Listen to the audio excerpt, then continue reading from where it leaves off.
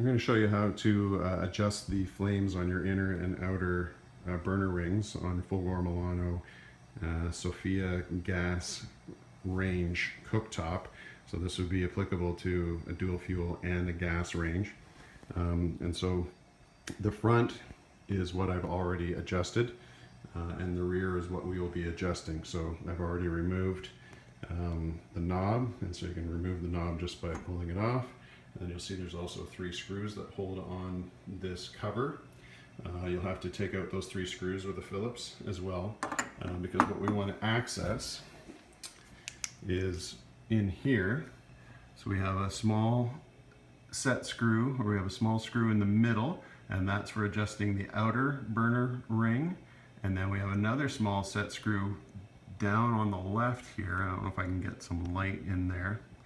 But you can use the same small flat blade screwdriver to access that, and that's going to adjust your inner flame or your simmer flame. There it is. You can kind of see the little screw in there. And so what we'll do is I'll play with those, and you can see the results. The issue being, and I can just put the knob on briefly, just to show you.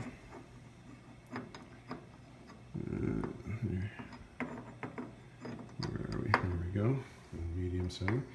So on low from the factory, I'm going to turn this one off so I don't fill my phone. On low from the factory, the flame around the simmer cap can still, cause a little bit of boiling in the middle of a sauce, or if you're tempering chocolate or whatever, the temperature gets a little too high for that. Get some bubbling and sticking and stuff like that. So what I did is I've already adjusted this one down so that when I go down to my low, the flame actually sits right underneath that burner cap, and I mean, you can put your hand right over top of it, and it maintains about 135 degrees Fahrenheit. So what we're going to do is we're going to do the same thing to that as we did to this, and I'll show you how to do that.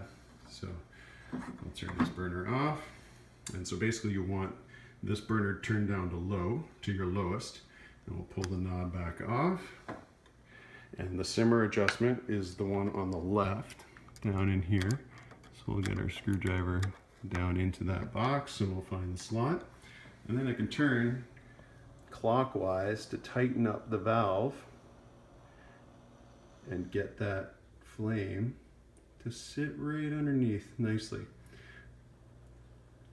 So it'll sit right underneath the cap, but there's still enough flame there that it's not going to go out, and it will still make, still tell the flame sensor that there's flame there, so you're not going to continue to get sparking and stuff like that, trying to start it back up again. So now you've got a nice controlled flame that sits underneath the cap, and you can do your simmering, your tempering of chocolate. You don't need a simmer plate.